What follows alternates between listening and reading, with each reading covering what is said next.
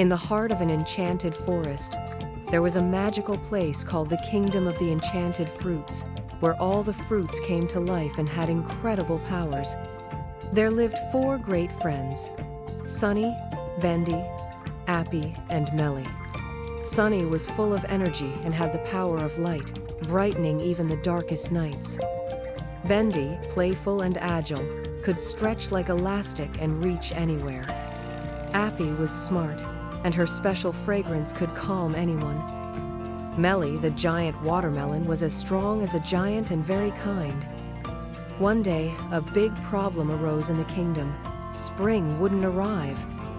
The trees were bare, the flowers wouldn't bloom, and the birds looked sad. The culprit?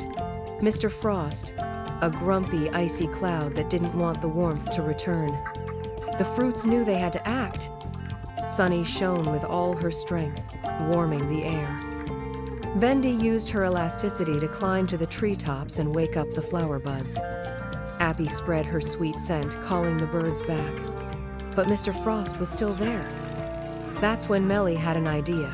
She took a super jump, landed hard on the ground, and made the earth tremble.